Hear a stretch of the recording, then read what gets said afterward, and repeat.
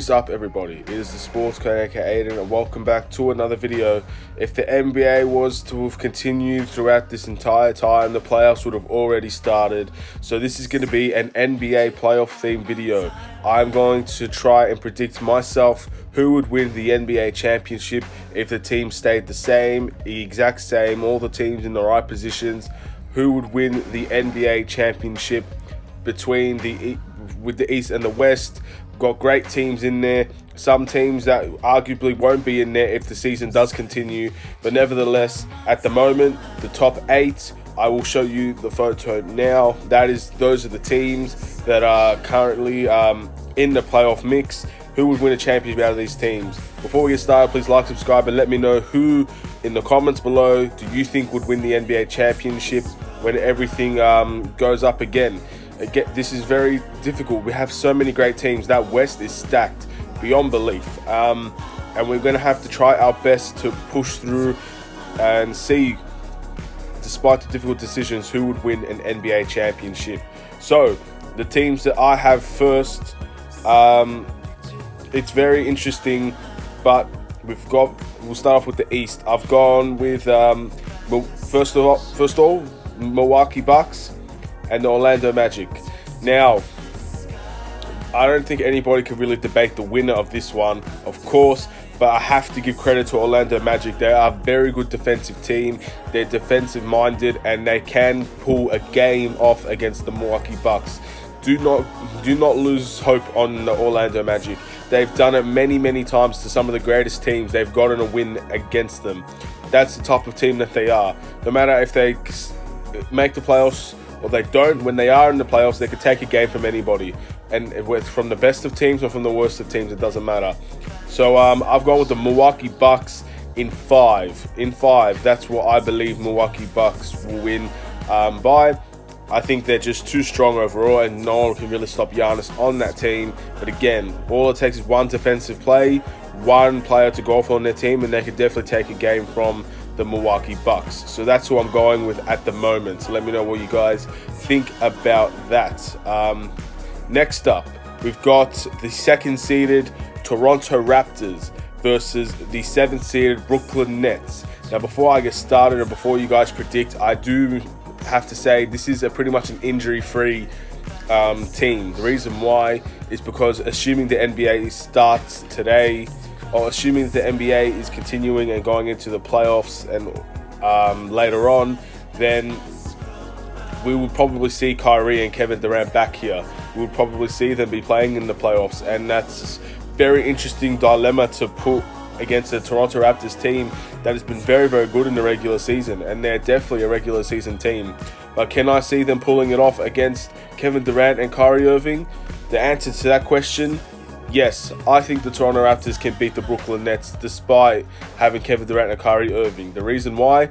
We don't know what Kevin Durant we're going to see when he comes back. We're not going to know if he's going to be able to play on a regular basis without taking breaks in between. We're not going to be able to see if he can get those shots up. Now, most likely he can, and that's the greatness of Kevin Durant.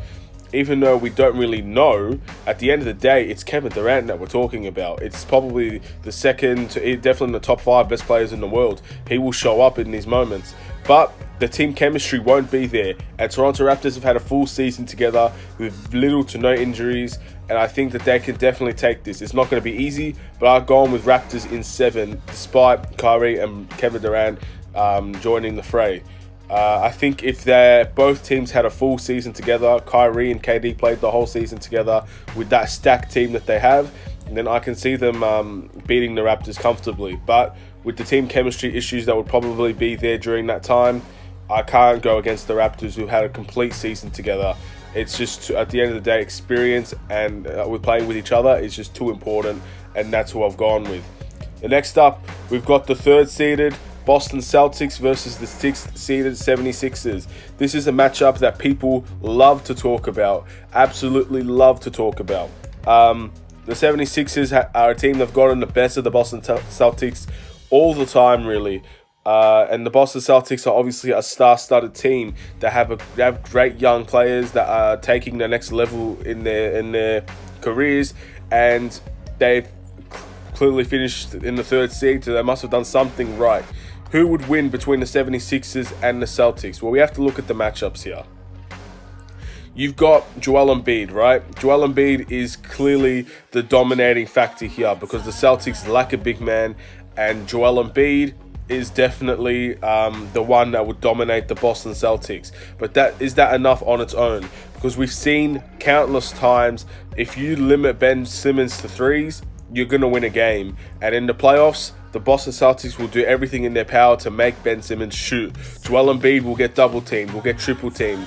He can't do it all on his own. So he needs to have players around him that are able to make shots. And at the end of the day, I don't see Joel Embiid being enough to beat the Boston Celtics. So the winner I'm going with is Boston Celtics, and I've gone in 6. Boston Celtics in 6 is what I'm going with.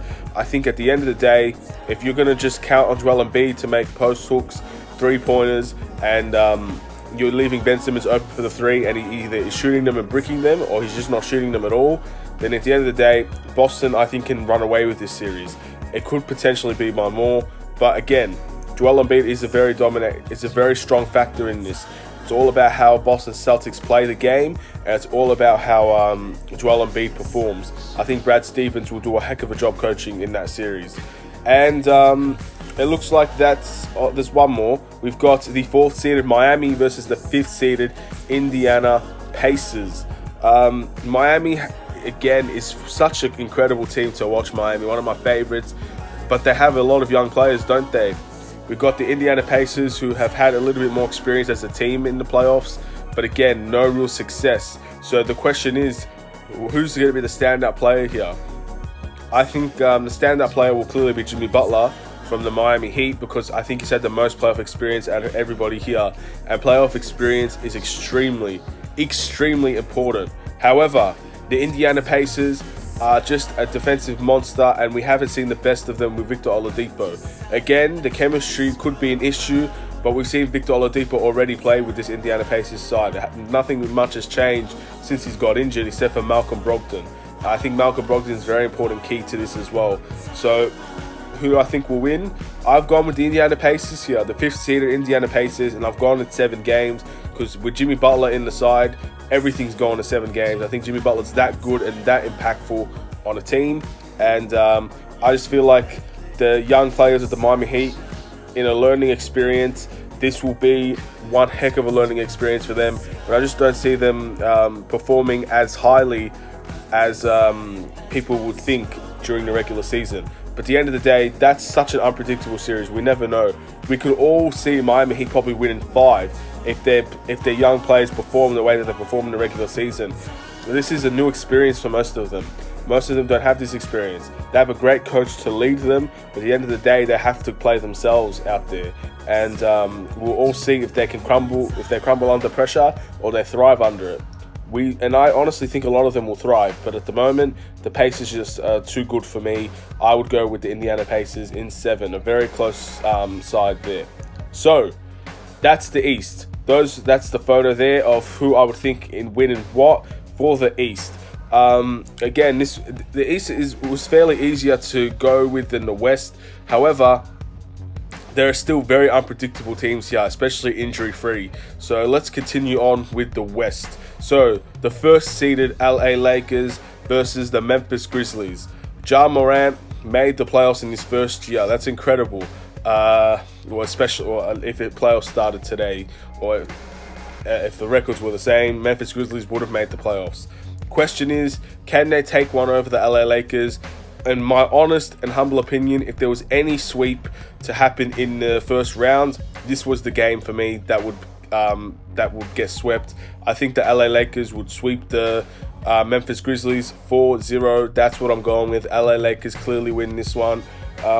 Again, Ja Morant is a heck of a player, and Memphis Grizzlies are a heck of a team. But I think I think if the NBA season went straight to the playoffs, then they're probably not the right team to be in the 8th seed. I think if they started from the regular season and continued, we would probably see them fall just out of the playoffs, potentially in the 9th seed. But they are in the 8th seed now, and they rightfully deserve to be there just based on their games and how entertaining they've been. But they're just a young side, lacking a lot of experience. I don't think this season is their season. Next season, maybe we could see them win a game in the playoffs or even win a series. I think that's their goal if they make the playoffs this year. But the LA Lakers will just be too strong for them.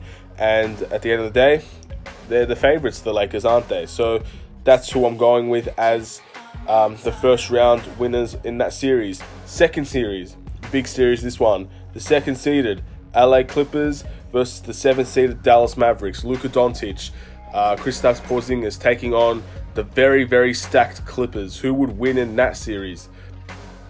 To be honest, Luka Doncic is something you just can't count out in a series. I think, again, playoff experience is very important, and he doesn't have that in spades, or he doesn't have any. But we will see the best of Luka Doncic, hopefully, in the playoffs. But you can't go against the Clippers in this series. I've gone with Clippers in 6 or 5. And the reason why, Kawhi Leonard will show up in the playoffs. Paul George, we'll probably see a better Paul George in the playoffs as well. So that team overall is just too stacked in too many areas for the Dallas Mavericks to make an impact. A bench is a very important aspect of the playoffs, especially in a playoff contending team. Do they have enough to consistently say to the Clippers, we have a better bench, we have a better style arm, we're going to go straight at you? They're the underdogs, and I don't think they'll be able to do it. So Clippers in 6 or 5, I truly believe. Next up, we've got the 3rd seeded Denver Nuggets versus the 6th seeded Houston Rockets. This one is very, very close in my opinion. Denver Nuggets have been a contending team that people sleep on for years and years. And I don't know why. I really don't know why. But the Houston Rockets have one of the best players in the world. And they definitely have one of the better point guards in the world as well. So what is the status on Houston? Can they win with no center? Are they going to play small ball against Nikola Jokic? That's, for me, a failed attempt to win a series. If they play small ball against the Denver Nuggets, I see the Denver Nuggets winning this. And I'm going to say 7 games. But for me, Denver Nuggets will win this series. At the end of the day, they just don't have the matchups that can compete with the Denver Nuggets. Nikola Jokic will probably have the best series of his life. No disrespect to PJ Tucker. I think he can have a very good effect on small ball centers. But Nikola Jokic is an MVP candidate here. I'm sure he can make do with having PJ Tucker on him. And James Harden, again, James Harden is another player that he could easily walk through the Nuggets, but we just don't know. We've seen too many inconsistencies from James Harden. So we'll try to move on from that one. Hopefully I don't offend anybody from the Houston Rockets, but that's just the way I see it. Finally, we've got the 4th seeded Utah Jazz versus the 5th seeded OKC Thunder. CP3 is the biggest impact on this team. We've seen him have pretty much a revival of his career in one season. When he's the primary player, the primary ball handler, CP3 still has it in him. The question is, does the OKC Thunder team in itself has enough to compete with the Utah Jazz? To be honest, if you're looking at matchup for matchup, if you're looking at the starting lineup on itself, I definitely think the OKC Thunder can compete with the Utah Jazz. And we've seen with this whole pandemic, the Utah Jazz's chemistry might be way off than what we would expect it to believe. Things like morals and all of that can definitely affect the team. So we have to consider that as well. It's not just, this team's better, they're going to win. Chemistry is a big problem here. And I think the Utah Jazz might not have that chemistry that we all would hope for in a 4th seeded team. So who I'm going for the OKC Thunder. I think CP3 is going to have a field day in this team. I think he's going to be one of the best players in the playoffs, especially in that round. And I think the OKC Thunder will win in 7. And there we go. That's the teams. That's everything from the East and the West. There will be a photo there right now. That's who I'm going with for everybody. Then we've only got two matchups from each left. So let's start off with the East again. The Indiana Pacers versus the Milwaukee Bucks. Milwaukee Bucks are just way too overpowered, man. I've seen Pacers and Bucks games, and I don't see anybody that can stop Giannis on that team. Plus, Chris Middleton is a very important factor as well. Victor Oladipo, as good as he is he going to be good enough to say, I'm going to take this series with the grasp of my hands? Not with Giannis playing. So for me, this one again is pretty straightforward. I've gone with the Milwaukee Bucks in 6. Pacers are definitely good enough to take some games away. Definitely good enough to win at home. They're a very good home side, I believe. And defensively, again, they're similar to the Magic. They could take a game from the Bucks. They could take 2 games from the Bucks. This could potentially go to 7. We don't know. But the Bucks definitely, for me, take this series. No questions asked, really. Going into the next game, very important. Who would win between the Boston Celtics and the Toronto Raptors? Now, what can I say about this? This is very unpredictable. I honestly could not tell you. I don't have a clue who would win this game. But if I had to put money on it, I would say the Boston Celtics. I don't really have a reason for this, but the Boston Celtics for me, 2-star studded. Actually, I changed my mind. I'm going to go with the Raptors here. Reason why? I can say something. The bench.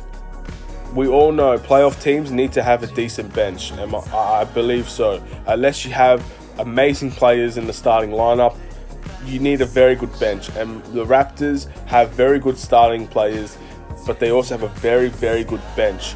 What can the Boston Celtics do to stop that bench with their bench? In the end of the day, you put those 2 benches on together, and I think the Raptors would sweep that.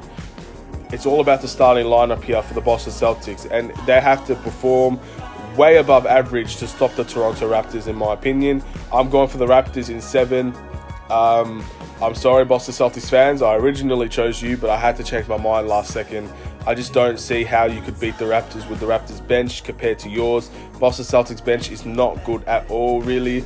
You're going to have to do a lot in the starting lineup just to catch up with both the lineup and the bench. So, yeah, that's what it's going to be. Hopefully, I'm proven wrong. I like the Boston Celtics, but we'll just see how things go at the end of the day. All right, that's the thing for the East. Now it's time to go to the West once again. So in the West, we have the LA Lakers versus the OKC Thunder. Chris Paul versus LeBron. Again, I don't really have much to say about this. I think this one is fairly simple to go with. I feel like the Lakers would have the easiest ride to the playoffs, if I'm being honest. And I think they would comfortably beat OKC Thunder. I definitely see this going to 6 games at best. I don't really see this going to 7. I think Chris Paul will still have a massive, massive part to play in this series. But LeBron and AD, their fast break action, their centers are very solid. They have very good role players. Their bench has something left to be desired. But however, I think just having LeBron James on the team is just life-changing in itself. So the Lakers, for me, win this in 6 very comfortably. No questions asked here again. We'll move on to the second team, which is going to be the LA Clippers versus the Denver Nuggets. Wow. The Clippers, if they have to make the finals, man, the Clippers probably have the roughest time getting there and even being the second seed. They have incredible matchups here.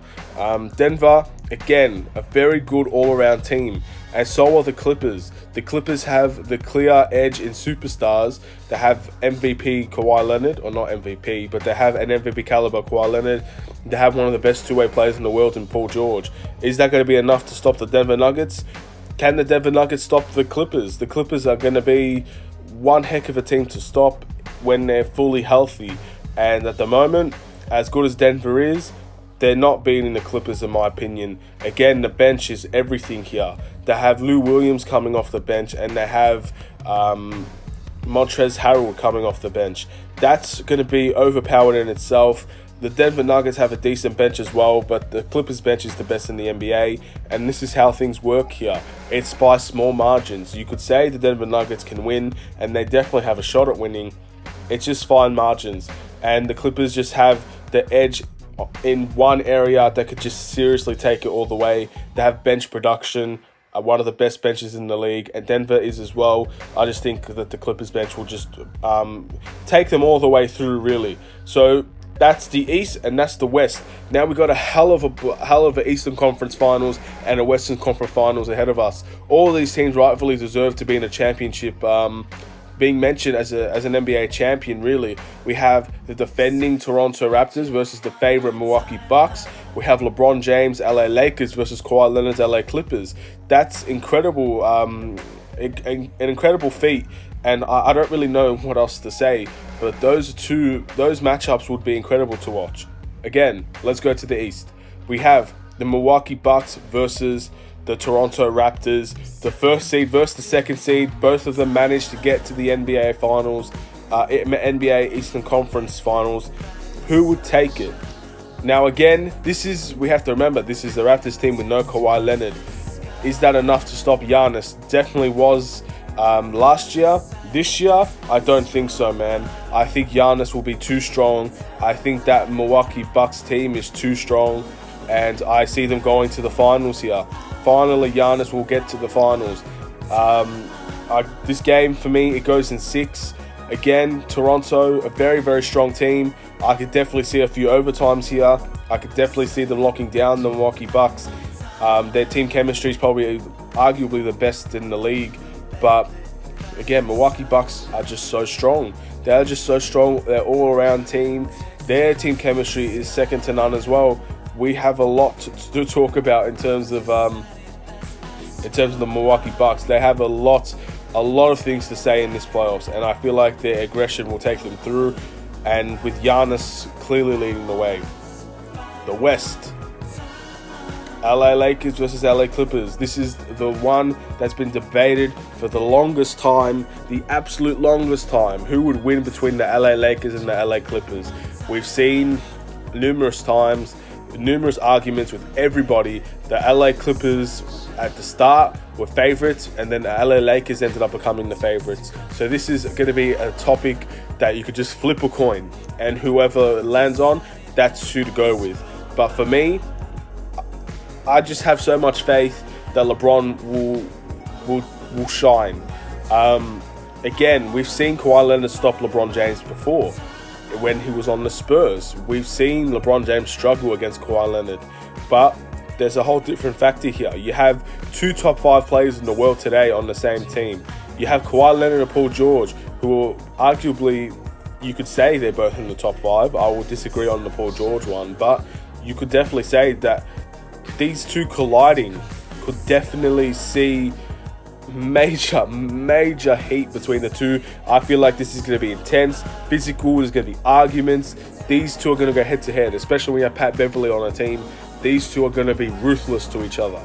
But again, LeBron James will thrive. I truly believe that.